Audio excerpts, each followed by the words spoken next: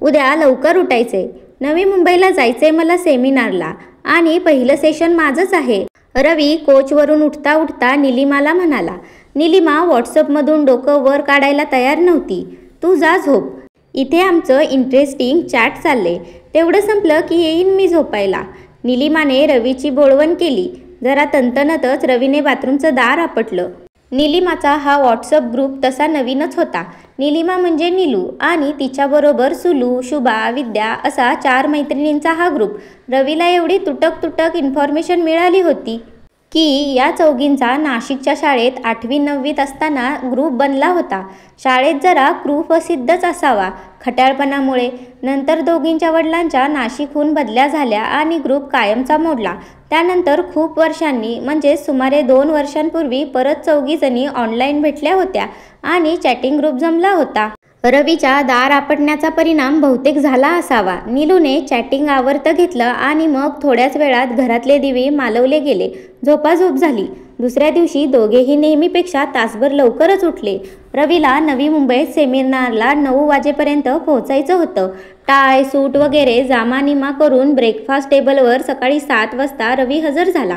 टोस्टला butter लावता लावता निलिमाने विचारलं, काय विषय आहे तुझ्या आजच्या सेमिनारमध्ये? रवी हसला. प्रदूषणरहित आणि सुरक्षित कामासाठी कामगारांची कार्यकर्तव्य. रवी म्हणाला, विषय वेगळा वाटतोय पण खरं म्हणजे ओल्ड वाईन इन ब्ल्यू बॉटलचा प्रकार आहे. रिफायनरीच्या अनुषंगानेच बोलणार मी. पण आजचे भाग घेणारे प्रतिनिधी विशेष करून ह्युमन रिलेशन मॅनेजर आहेत ठिकठिकाणचे. जास्त त्रांतिक बोललं तर डोक्यावरून जाईल त्यांच्या आणि मग झोपून जातील सगळे. निलिमाने हसून रवीला दाद दिली. रवीचे आणि निलिमाचे व्यवसाय अतिशय वेगळे, कामाची ठिकाणं वेगळी. पण निलिमा नेहमी रवीकडे त्याच्या रिफायनरीच्या कामाबद्दल विचारपूस करत असे आणि रवी निलिमाकडे तिच्या फिजिओथेरपीच्या कामाबद्दल आस्थेने चौकशी करत असे. दोघांमध्ये त्यांनी कुठलीच कोणत्याही प्रकारचा आडपडदा ठेवला नव्हता. कोणतंही सिक्रेट ठेवलं नव्हतं आणि याच गुरुकिल्लीमुळे की काय त्या घरात सौख्य शांतता नांदत होते. सेमिनारच्या आयोजकांनी मराठे साहेबांना पाठवलेली टॅक्सी आली आणि 7:30पर्यंत रवी निघाला. कांदिवलीहून नवी मुंबईला जायला सकाळच्या वेळी 1.25 तास तरी लागतोच. 9 वाजेपर्यंत रवी पोचला.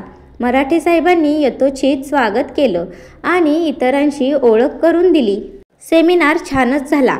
कामगाराच्या सुरक्षेबद्दल आणि प्रदूषणापासून मुक्तता करण्याबद्दलची चर्चा खूपच रंगली आणि अखेरीस संध्याकाळी 6 वाजता सेमिनारची सांगता झाली.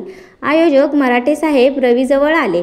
थँक्स देशपांडे, फारच रंगवलीत चर्चा तुम्ही. या विषयात तुम्ही तज्ज्ञ आहात याबद्दल शंकाच नाही, मराठे म्हणाले.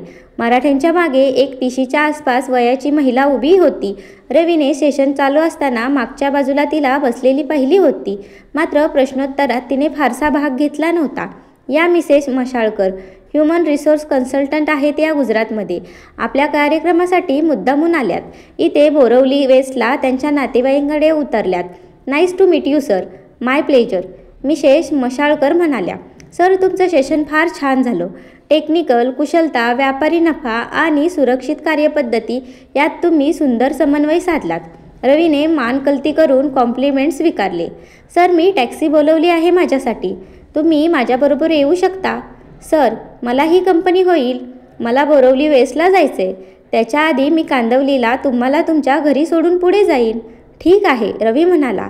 2.5 तासांचा कंटाळवाण्या ट्रॅफिकमधून करायचा प्रवास समोर उभा होता. मराठ्यांचा निरोप घेऊन दोघे खाली उतरले. 6:30 वाजत आले होते. काळोख पडला होता आणि रिमझिम पाऊसही सुरू झाला होता. मिसेस माशाळकरांनी बोलवलेली टॅक्सी आली होती. रवीने कोट काढला, पुढच्या सीटवर टाकला, पाय सैल केले. दोघेही टॅक्सीमध्ये बसले. नवी मुंबईच्या विस्तृत रस्त्यांवरून टॅक्सी हायवेच्या दिशेने धावू लागली. दुतर्फा दुकानेही लखलखलेली होती, पण पावसामुळे गर्दी विरळच होती. हायवेला लागण्यापूर्वी काही स्नॅक्स कुठे मिळतायत का बघायला पाहिजे. लंच होऊन झाले 5-6 तास आणि मुंबई अजून 2-2.5 तास लांब आहे. भुकेचे संदेश येत आहेत पोटातून. आत्ता दुर्लक्षित केले तर ॲसिडिटी व्हायची, माशाळकर मॅडम म्हणाल्या. रवीला बोलायचं होतं, पण त्यात आणि 20-25 मिनटं जातील न, पण तो नाही बोलला. रवीने ड्रायव्हरला गाडी थांबवायला सांगितलं. समोरच दिसलेल्या उडप्याच्या हॉटेलमध्ये तिघांसाठी मेदूवडा, डाळवडा, इडली चटणी पार्सलची ऑर्डर दिली. निलिमाला फोन करून सांगितलं की ट्रॅफिक फार आहे, पोचायला 8:30-9 वाजतील. पार्सल तयार होऊन बिल चुकतं करून परत गाडीत येऊन बसेपर्यंत 20 मिनिटं गेलीच होती. पाऊस पडत होता. ड्रायव्हरचं इडली वड्यांचं पुडकं त्याच्या हातात देऊन रवीने एक पुडकं माशाळकर मॅडमच्या हातात दिलं. गरम गरम वड्यांचा खमंग वासाने मॅडमना खुश केलं. रवीला थँक्स देऊन त्यांनी लगबगीने पुडकं उघडलं आणि पदार्थांचा मस्त समाचार घ्यायला सुरुवात केली. ड्रायव्हरच्या जठराग्नी शांत व्हायला आणखी 10 मिनिटं द्यायला लागली आणि मग धोधो पडणाऱ्या पावसात टॅक्सी एकदाची हायवेला लागली. कधी रिमझिम कधी मुसळधार पडणाऱ्या पावसात वाहनांची वाहतूक अगदी संत चालली होती. पुडक्यांमधले पदार्थ संपल्यावर रिकामी वेस्टने माशाळकर मॅडमने खिडकीची काच खाली करून बिनदिक्कत बाहेर टाकून दिली. टिश्यू पेपर्सला हात पुसले. Thank you Ravi sir, you are my life saver. आता कसं सगळं शांत वाटतंय. कसलीही अनिश्चितता मला नाही सहन होत सर. टेन्शन येतं, मग थंडीच भरायला लागते मला, अगदी हुडहुडी, आणि मग निश्चित पडून राहावंसं वाटतं. माशाळकर मॅडम म्हणाल्या. सेमिनार संपल्यावर मराठ्यांनी हाय टी ठेवायला पाहिजे होता नाही का? काहीच सोय केली नाही त्यांनी. सेमिनार संपला, आता घरी जा. आपल्यासारख्या लांबून आलेल्या लोकांची, निदान तुमच्यासारख्या VIP-ची सोय तरी नीट बघायला नको. रवी या सगळ्याच मतप्रदर्शनाशी सहमत नव्हता, पण भिडस्तपणे त्याने मान डोलवली. रवीने मोबाईल हातात घेतला आणि व्हॉट्सअपवरचे मेसेज पाहू लागला. सेमिनारवर मतप्रदर्शन द्यायला लागली होती. सर्वांनीच रवीची अगदी तोंड भरून स्तुती केली होती. रवी खुश झाला. त्याची छाती 1.25 इंच फुगली. हा सेमिनार तर जिंकला, आता आपण जग जिंकू अशा भावनेने मनोमन सुखावला. माशाळकर मॅडमनी पर्स उघडून लिपस्टिक बाहेर काढली. छोट्या आरशात बघून IMMS म्हणत लिपस्टिक टचअप केली. पप पाडून तोंडावरून फिरवला. एक लहान स्प्रे काढून अंगावर शिंतोडे उडवले आणि मग परत सर्व साहित्य पर्समध्ये ठेवून दिलं. ही मोठी टॅक्सी मिळाली म्हणून बरं झालं, नाहीतर अगदीच कलकत्त्याची अंधार कोथडी झाली असती, माशाळकर मॅडम म्हणाल्या. रवी हसला. एरवी रवीने ही तुलना कशी चुकीची आहे हे हिरहिरीने दाखवून दिलं असतं, पण आत्ताच्या त्याच्या उत्साहित मूडमध्ये तो कुठल्याही विनोदाला किंवा विनोदाच्या प्रयत्नाला दाद द्यायला तयार होता. गप्पांचे फुटाणे तडतडू लागले. विनोदी प्रसंगाच्या आठवणी बाहेर निघू लागल्या. एक मजेचं आनंदाचं वातावरण गाडीत पसरून राहिलं. 1 तास असाच गेला. कोणत्याही प्रकारचे वैयक्तिक स्वरूपाचे विषय, विवादास्पद विषय बोलण्यात नाही आले. रवीने घड्याळ पाहिलं. 8 वाजत आले होते. पाऊस थांबत होता, पण विजांचा कडकडाट आता सुरू झाला होता. रवीने बाहेर पाहिलं. टॅक्सी ईस्टर्न एक्सप्रेस हायवेवर होती. विक्रोळी जोगेश्वरी लिंक रोडचं वळण जवळ आलं होतं. टॅक्सी लिंक रोडला वळाली आणि एकदम थांबली. काय झालं ड्रायव्हर, गाडी का थांबवली? रवीने विचारलं. काही समजत नाही, इंजिनच अचानक बंद पडले, ड्रायव्हर म्हणाला. त्या समोरच्या शेडमध्ये कोणी मेकॅनिक आहे का पाहतो, असे म्हणून ड्रायव्हर छत्री उघडत गाडीबाहेर उतरला. 5-7 मिनिटं अशीच गेली. बाहेर काळोख, हलकासा रिमझिम पाऊस, मधूनच होणाऱ्या विजांचा लखलकाट, बाजूच्या डबक्यातल्या बेडकांचं ओरडणं, हायवेच्या ट्रॅफिकचा घरघरणारा आवाज, सगळंच विचित्र कॉम्बिनेशन. रवीला बोलणं सुचेना की व्हॉट्सअपकडे बघणं सुचेना. एवढ्यात माशाळकर मॅडम कुजबुजल्या. Sir please help me, I am very tense. मला अनइझी वाटते. रवीने मॅडमकडे पाहिलं. मॅडम थरथरत होत्या. सर मला थंडी वाजते, तुमचा कोट देता का प्लीज? जरूर, थांबा 1 मिनिट, रवी म्हणाला. कोट पुढच्या पॅसेंजर सीटवर होता. रवी कोट उचलून घ्यायला डावीकडे पुढे वाकला. तेवढ्यात मॅडम थरथर कापत उजवीकडे रवीच्या बाजूला सरकल्या आणि त्यांनी रवीचा डावा हात पकडला. सर फार थंडी वाजते, काहीतरी करा. माशाळकर मॅडम विवळल्या. रवीला धड उठता येईना की बसता येईना. तो डावीकडे वळाला आणि आपले डावे उजवे हात माशाळकर मॅडमच्या भोवती लपेटून रवीने त्यांना आपल्या कवेत घेतले. थरथरणाऱ्या माशाळकर मॅडमना थोपटून थोपटून रवी शांत करू लागला. ऊब आणि दिलासा मिळाल्याने की काय माशाळकर मॅडम हळूहळू शांत झाल्या. बाहेर विजांचा लखलकाट चालूच होता. ड्रायव्हर, मेकॅनिक कोणाचीही चावल लागत नव्हती. 2-4 मिनिटं अशीच गेली. रवीला बिलगून त्यांच्या खांद्यावर डोकं ठेवून त्याच्या मिठीत डोळे बंद करून माशाळकर मॅडम शांत पहुडल्या होत्या. सावकाशपणे रवी बाजूला झाला. माशाळकर मॅडमचे डोके त्याने मागे टेकले. पुढे वाकून आपला कोट पुढच्या सीटवरून उचलला आणि माशाळकर मॅडमच्या अंगावर घातला. रवी कोट जरा सारखा करत होता. तेवढ्यात बाहेर माणसांची चाहूल लागली. ड्रायव्हर मेकॅनिकला घेऊन आलेला दिसला. गाडीचं बोनेट उघडून मेकॅनिकने काहीतरी खाटखूट केली. मग ड्रायव्हर गाडीत त्याच्या सीटवर येऊन बसला आणि मेकॅनिकच्या आदेशाप्रमाणे त्याने स्टार्टर मारला. गाडी स्टार्ट झाली. ड्रायव्हरने मेकॅनिकलला पैसे दिले. तो निघून गेला. ड्रायव्हरने गाडी सुरू केली. गाडी मार्गाला लागली. दिवसभराचा सेमिनाराचा ताण, रात्रीच्या गर्द काळोखात, पावसात, संत चालवणाऱ्या ट्रॅफिकमधला तासनतास चाललेला प्रवास आणि नंतर हा सगळा प्रकार. रवी अगदी थकून गेला होता. मागे डोकं टेकल्या टेकल्या रवी एकदम गाढ झोप लागली. सर सर उठा, घर आलं तुमचं, उतरतंय ना? माशाळकर मॅडम रवीला हलवून उठवत होत्या. रवी खडबडून जागा झाला. टॅक्सी रवीच्या कांदिवलीच्या सोसायटीच्या पोर्चमध्ये उभी होती. रवीने बॅग उचलली. त्याने टॅक्सीचं दार उघडायला हँडलवर हात ठेवला. हा तुमचा कोट सर. रवीचा कोट त्याच्या हातात देत माशाळकर मॅडम म्हणाल्या. आणि थँक्यू सर. रवी कसाबसा टॅक्सीतून उतरला. Thank you very much, good night असं तोंडातल्या तोंडात पुटपुटत रवीने एक हात जेमतेम हलवल्यासारखं केलं आणि तो लिफ्टकडे वळाला. रवीवर पोहोचला. निलिमाने दार उघडलं. रात्रीचे 9:30 वाजले होते. रवीने बॅग एकीकडे टाकली, कोट टाय दुसरीकडे टाकले, बूट मोजे काढले आणि सरळ बाथरूममध्ये गेला. रवी स्वच्छ होऊन बाहेर आल्यावर निलिमाने त्याला विचारलं, रवी जेवतोयस ना? नको, रवी म्हणाला. झोप फार आली आहे, दमायला झालंय. It was a long day. जेवण नको, झोपतो मी आता. बेडरूममध्ये जाऊन रवी झोपून गेला. निलिमाची सुद्धा फिजिओथेरपीची 2 मोठी सेशन झाली होती. तिनेही थोडं जेवून घेतलं आणि आवरावरी करून मोबाईल सेट चार्जिंगला लावून पाठोपाठ तीही झोपायला गेली. पोटात कावळे ओरडायला लागल्याने रात्री 2-2:30ला रवीला जाग आली. 4-5 तास चांगली झोप झाली होती. किचनमध्ये जाऊन रवीने स्नॅक्सची सोय बघितली. एका डिशमध्ये बिस्किटे, टोस्ट आणि एक गरम दुधाचा ग्लास घेऊन रवी बाहेर आला आणि डायनिंग टेबलवर बसून आरामात सगळं रिचवलं. अंतरात्मा शांत केला. रवीने चार्जरवरून आपला मोबाईल काढला, व्हॉट्सअप उघडलं. सेमिनारबद्दल आणखी काही कौतुकाचे अभिप्राय येत होते. सगळे नवे मेसेज रवीने वाचले. चूळ भरून ब्रश करून रवी परत झोपायला गेला. रात्रीचे 3 वाजले होते. अंगावर पांघरून घेऊन रवी निद्रादेवीची आराधना करू लागला. सेमिनारचे विचार मनात येऊ लागले. मराठ्यांनी करून दिलेली ओळख, सेशन संपल्यानंतर उत्सुकपणे झालेला टाळ्यांचा गजर, व्हेंटिलेटरी सेशनमध्ये चीफ गेस्टनी केलेलं कौतुक, सगळ्या आठवणी परत परत चघळूनही त्याचा मदाळपणा कमी होत नव्हता. विचारांची गोडी सेमिनारच्या समारोपावर आणि परतीच्या प्रवासावर येऊन ठेपली. मराठ्यांचा निरोप घेऊन निघाल्यावर तो काळोख्या पावसाळी रात्रीतला टॅक्सीचा प्रवास, टॅक्सीचं बंद पडणं, माशाळकर मॅडमचा अचानक उपटलेलं आजारपण, सगळं रवीला आठवलं. आणि मग मात्र रवीचा आनंदी, समाधानी, रिलॅक्स मूड पूर्ण नाहीसा. एक प्रकारच्या अस्वस्थतेने, अनामिक हुरहुरीने त्याला ग्रासलं. रवी बराच वेळ विविध विचारचक्रात एका कुशीवरून दुसऱ्या कुशीवर तळमळत होता. पहाटे पहाटे त्याचा डोळा लागला. रविवारची सकाळ झाली होती. रवीला उठायला जरा उशीर झाला. निलिमा आधीच उठली होती. टेबलावर रिकामी बशी आणि दुधाचा रिकामा ग्लास तिने पाहिला होता. निलिमा चहाच्या तयारीला लागली. रवी उठून बाहेर आला. निलिमाने दिलेला गरम चहाचा कप त्याने तोंडाला लावला. 1 कप चहा पोटात गेल्यावर रवीला तरतरी आली. कालच्या परतीच्या प्रवासाबद्दलची बैचेनी काढून टाकण्यासाठी निलिमाशी चर्चा करणं त्याला आवश्यक वाटलं. आणि मग कुठलाही आडपडदा न ठेवता घडलेला सर्व प्रकार रवीने निलिमाला सांगून टाकला. त्याला स्वतःला जरी त्यामुळे हलकं वाटायला लागलं तरी त्या प्रसंगातले बोचरे कंगारे त्याला टोचतच राहिले. निलिमाने शांतपणे सर्व ऐकून घेतलं. अगदी तोंडावरची माशीही न हलवता ऐकून घेतलं. रवी, या माशाळकर बाईला तू आधी कधी भेटला होतास का?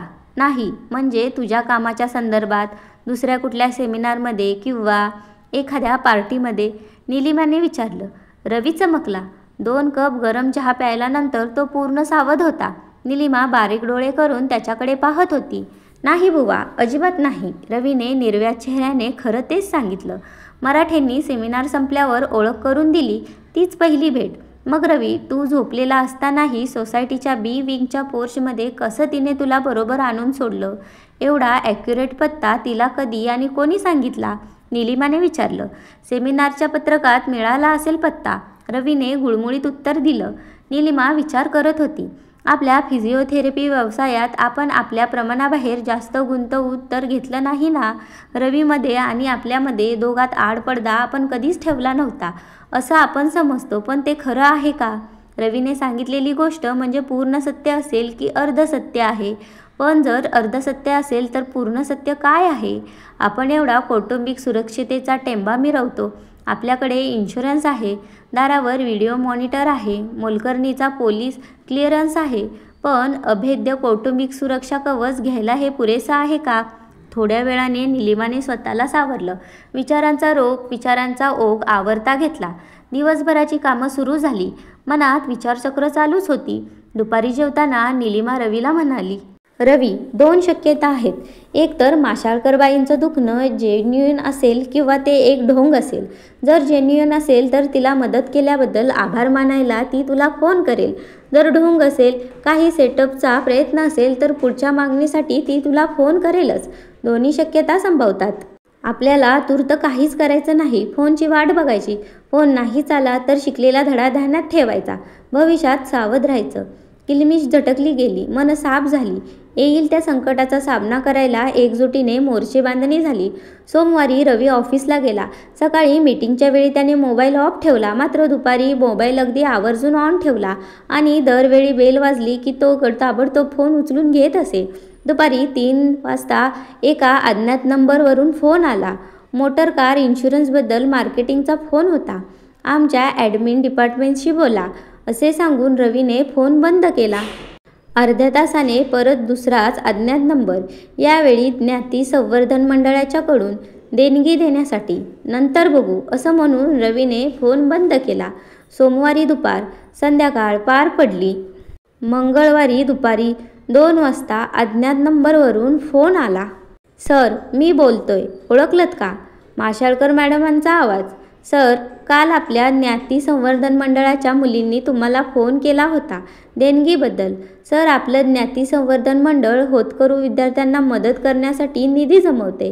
तुमच्याकडून मोठी अपेक्षा आहे सर. मॅडम, नंतर बघू, कामात आहे मी सध्या. संभाषण लवकर संपवण्यासाठी रवी बोलला. बरं, ते राहू द्या सर, माशाळकर मॅडम म्हणाल्या. परवाच्या सेमिनारचे काही फोटो आहेत माझ्याकडे. तुमच्याकडे मोबाईलवर पाहायला पाठवते मी. तुमचा फोटो छानच आलाय सर. तुम्ही बघून घ्या आणि तुमच्याकडून क्लिअर असेल तर आपण मराठींना पाठवू. नाहीतर तुम्हीही तुमच्या फेसबुक पेजवर पोस्ट करू शकाल. संध्याकाळपर्यंत पाठवते मी सर. मग उद्या बोलू. आणि सर, ते ज्ञाती संवर्धन मंडळाच्या देणगीचंही लक्षात ठेवलं तर बरं होईल. ठेवू मी फोन. Good day sir. रवीने सुटकेचा सुस्कारा सोडला. किती आर्जवपूर्वक बोलत होत्या माशाळकर मॅडम. निलिमाही त्यांनी फोन करून कळवलं की माशाळकर मॅडमांच्या मनात काही काळबेरं दिसत नाही आहे. तिच्या मंडळाला 1000 रुपयांची देणगी देऊन टाकू. खुश होईल बिचारी. निलिमा म्हणाली आणि तिने फोन खाली ठेवला. संध्याकाळचे 7 वाजले होते. रवी नुकताच घरी आला होता. निलिमा त्याच्या 1-1.5 तास आधी. दोघंही हॉलमध्ये बसले होते. चहा घेत होते. दिवसभराच्या गप्पा गोष्टी चालल्या होत्या. रवीच्या मते माशाळकर मॅडम आता इतिहास जमा झाल्या होत्या आणि चहाच्या कपातलं वादळ आता शांत झालं असं समजायला पाहिजे होतं. बाजूच्या टेबलवर ठेवलेल्या रवीच्या मोबाईलमधून टिंग टिंग आवाज यायला लागले. कोणीतरी फोटो लावतंय वाटतं, रवी म्हणाला. काही मिनिटातच आवाज थांबले. रवीने लांब हात करून मोबाईल उचलला. अज्ञात नंबरने पाठवलेल्या व्हॉट्सअप मेसेज बरोबर फोटोग्राफ संलग्न केले होते. जास्त विचार न करता रवीने फोटोग्राफ उघडले. 6 फोटो होते. बॉम्बशेल. एका फोटोत रवी कोणा अज्ञात महिलेला कवेत घेऊन बसलेला दिसत होता, तर दुसऱ्या फोटोत रवी अज्ञात महिलेला हळुवारपणे थोपटताना दिसत होता. एका फोटोत सेमिनारचं पत्रक सहज समोर ठेवलेलं, जणू प्रसंगाचे ठिकाण व वेळ समजण्यासाठी. सर्व फोटोत रवीचा चेहरा ओळखू येण्याइतपत स्पष्ट दिसत होता, पण महिलेचा चेहरा रवीच्या बाहूंमध्ये नाही तर खांद्यामागे बऱ्याच प्रमाणात लपलेला होता. रवी जसा एक फोटो पाहत गेला तसा त्याचा चेहरा भकास होत गेला. शेवटी रवीच्या हातून मोबाईल गळून पडला. निलिमाने मोबाईल उचलला. निर्विकार चेहऱ्याने एक करून फोटो पाहिले. मोबाईल खाली ठेवून दिला. निलिमा विचार करू लागली. फोटो तर आलेत, आता पुढे काय? रवी विचार करण्याच्या परिस्थितीत नव्हता. हा एक पद्धतशीरपणे रचलेला व्यूह आहे, यात शंकाच नाही. रवी, ही डावाची सुरुवात आहे. आपल्याला या खेळात शिकार केलेला आहे आणि शिकारी मशनावर बसलेला आहे. आपल्याला त्याला पकडायचं. खाली रवी. हिम्मत सोडून कसं चालेल? निलिमा म्हणाली. रवी डोळे बंद करून मान मागे टाकून जीव गेल्यासारखा पडला होता. मान हलवून निलिमाला साथ द्यायची त्याला शक्ती नव्हती. रवी उठला, सरळ बेडरूममध्ये जाऊन झोपला. निलिमाने परत मोबाईल हातात घेतला. सगळे फोटो परत ती बारकाईने पाहू लागली. रवीचे असले फोटो पाहण्याची तिला सवय नव्हती. कष्टाने तिने तिचे मन शांत ठेवले. रवीवर कोणीतरी निशाणा साधला आहे आणि आपल्याला त्याची ढाल बनायचं आहे, एवढंच मर्यादित साध्य तिने समोर ठेवलं. त्या फोटोंमध्ये निलिमाला काहीतरी खटकत होतं. टॅक्सीच्या मागच्या सीटवर चाललेल्या या प्रकाराचे फोटो टॅक्सीच्या खिडकीतून कोणीतरी काढले होते. रवीला जो विजांचा लखलखाट वाटला तो थोडा बहुत कॅमेऱ्याचा फ्लॅशही असू शकतं. फोटो घ्यायचं काम ड्रायव्हरशिवाय दुसरं कोण करणार? फोटो थोड्याफार प्रमाणात एडिट केल्यासारखे वाटत होते, जेणेकरून चेहऱ्यांवरचे अंधार उजेड कृत्रिमपणे कमी जास्त केल्यासारखे वाटत होते. नीट निरखून पाहिलं तर बरीच विसंगती नजरेला देत होती. पण निरखून पाहत बसणार कोण? हे फोटो जर सोशल मीडियावर गेले तर वरवरच पाहून लोकांनी आपापली निकालपत्र जाहीरपणे दिली असती.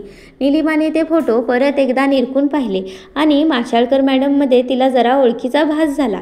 शंका तर आली आहे. आता उद्या पुढे बघू असे म्हणत निलिमाने रवीचा मोबाईल बाजूला ठेवला. 8च वाजले होते. स्वतःच्या मोबाईलवर निलिमाने व्हॉट्सअप उघडलं. तिचा फेवरेट चॅटिंग ग्रुप आधीच हजर होता. गप्पा मारत होता. सुलू आणि विद्याच्या दागिन्यांबद्दल, विशेष करून डायमंड नेकलेसबद्दल गप्पा चालल्या होत्या. हा आपला प्रांत नाही असे म्हणून निलिमाने त्यांचा निरोप घेतला. निलिमाने जेवणाची तयारी केली. रवीला उठवलं. दोघेही जेवायला बसले. रवी मान खाली घालून जेवण चिवडत होता. आपल्या बिनखरकट्या डाव्या हाताने रवीच्या हातावर थोपटत निलिमा रवीला म्हणाली, जेव रवी, धीर धर जरा. कसला धीर धरायचा? रवी निरुत्साहाने म्हणाला, हे फोटो सोशल मीडियावर आले तर तोंड दाखवायला जागा राहणार नाही. रिफायनरीतून काढून टाकतील. क्लबची मेंबरशिप जाईल. कोणी मित्र जवळ करणार नाहीत. काय 20-25 हजार त्या मॅडम मागतील ते देऊन टाकावं झालं. निघेल काही मार्क. उद्या बोलू, निलिमा म्हणाली. नाहीतर असं वाटतं मला. रवी बोलत होता. एक पैसाही देऊ नये तिला. मुंबई सोडू द्या.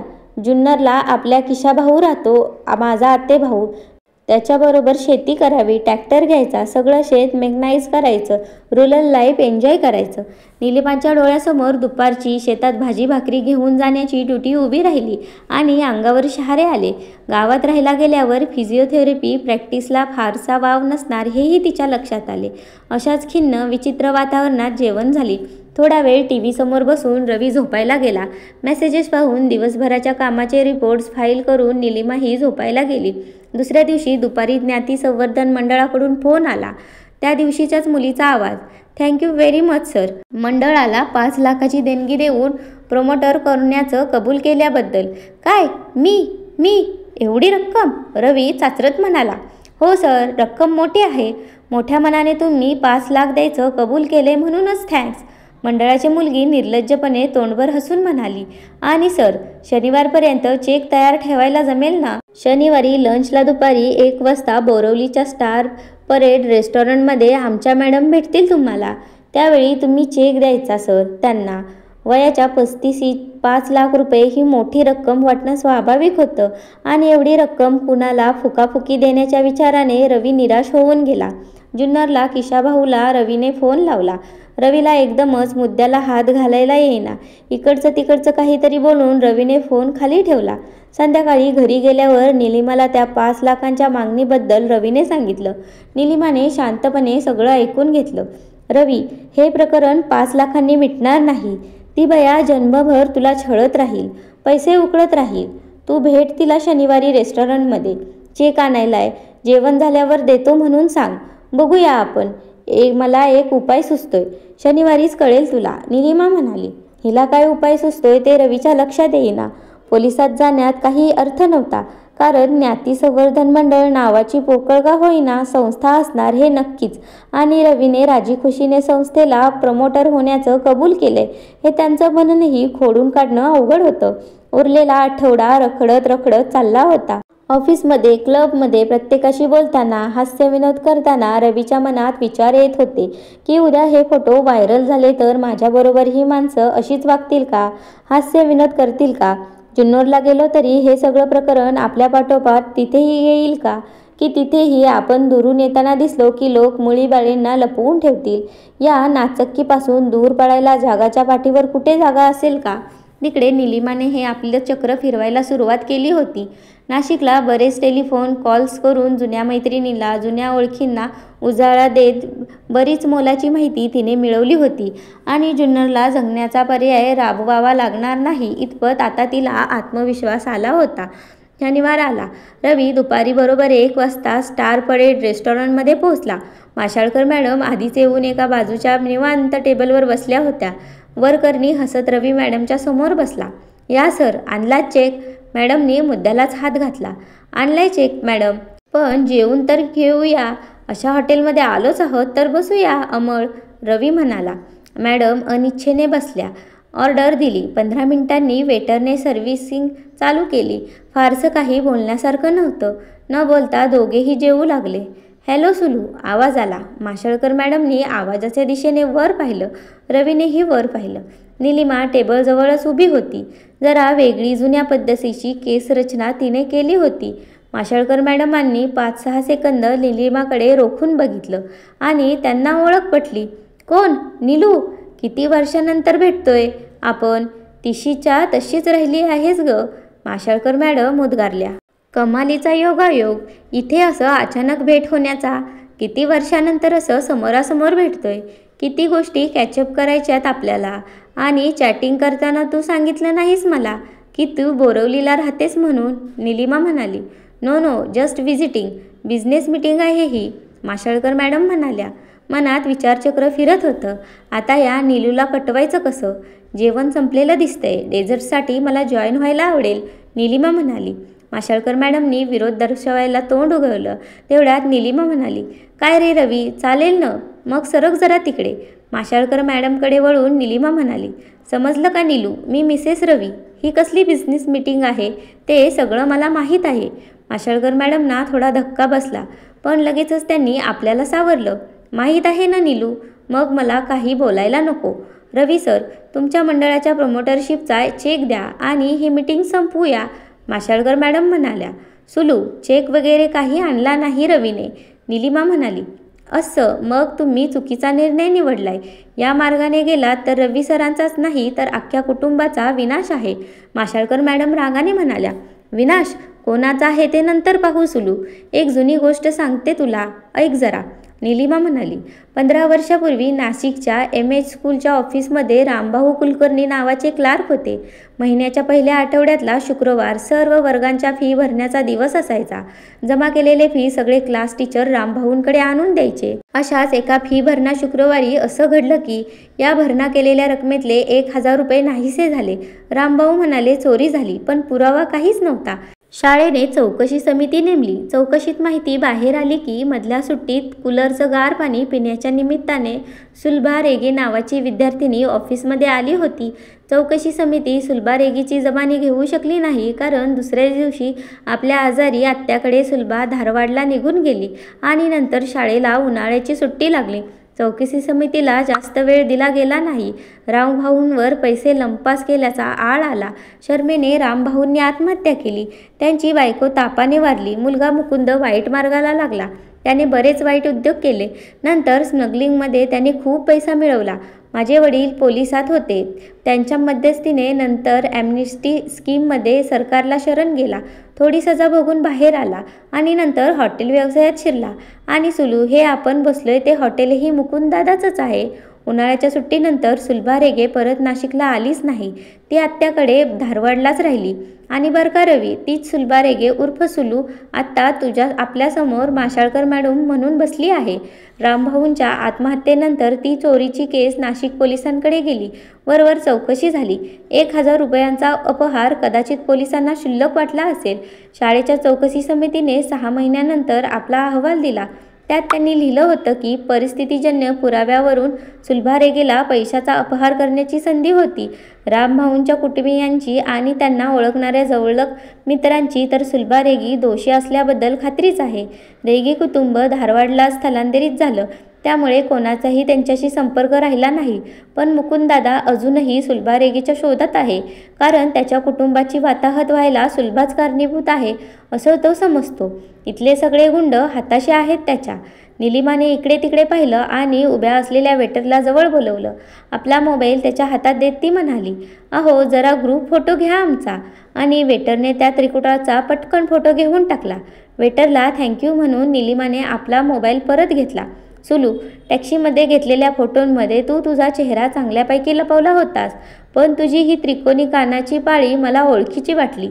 आणि कानावरून 2 केसांच्या बटा सोडायची तुझी जुनी स्टाईल. तुझी ओळख पटायला त्यामुळे अवघड गेलं नाही मला. आमची शिकार करू पाहणारा शिकारी कोण आहे, हा डाव कोणी मांडलेला आहे हे समजायला हवं होतं मला. त्या 15 वर्षापूर्वीच्या चोरीबद्दल पुरावेनिशी माहिती मी आत्ता तुझ्या या फोटोसकट जर मुकुंददादाला दिली तर तू बोरवलीतून बाहेर जिवंत जाऊ शकणार नाहीस, निलिमा म्हणाली. माशाळकर मॅडम उर्फ सुलूचा चेहरा पांढरा फक्कट पडला होता. नीलू, रवी सर तुझे मिस्टर आहेत हे माहीत नव्हतं मला. I am very sorry. नको सांगू तू काही मुकुंददादांना. मी सरांचे सगळे फोटो डिलीट करते. विश्वास ठेव माझ्यावर, माशाळकर मॅडम म्हणाल्या. सुलू, तुझा मोबाईल ठेवून घेणार आहे मी. आणखीन कुठेही रवीचे फोटो असतील तर ते डिलीट झाले पाहिजेत. आणि हे लोकांना फसवायचे, कचाट्यात पकडायचे उद्योग ताबडतोब थांबले पाहिजेत. अशा कुठल्याही कारस्थानात तुझा हात असल्याचं माझ्या कानावर जरी आलं तरी ताबडतोब तुझा फोटो मुकुंददादाकडे जाईल. लक्षात ठेव, आता तू शिकारी नाहीस. स्वतः उभारलेल्या पिंजऱ्यात तूच अडकली आहेस. आणि हो, आजच्या या जेवणाचं बिल तूच द्यायचं आहेस. सुलू उर्फ माशाळकर मॅडमने लवकरच तिथून पाय काढता घेतला. घटना इतक्या वेगाने घडत गेल्या की संकट आता टळलंय यावर रवीचा प्रथम विश्वासच बसेना. न राहून निलिमाचा हात रवीने घट्ट हातात धरला. जीवनातला तोच एक त्याचा एकमेव भक्कम आधार होता. नाशिकहून एवढी सलग बित्त बातमी कशी मिळवलीस तू 2 दिवसात? रवीने आश्चर्याने निलिमाला विचारले. कॉन्टॅक्ट्स, निलिमा म्हणाली. अरे, जुन्नरला जसा तुझा किशा भाऊ आहे ना, तशी माझी नाशिकला काशीताई आहे. आणि 2 आठवड्यानंतर प्रथमच दोघंही खळखळून हसले. कथा आवडली असेल तर आपल्या चॅनलला सबस्क्राईब करा, व्हिडिओला लाईक करा आणि कमेंटही करा. धन्यवाद.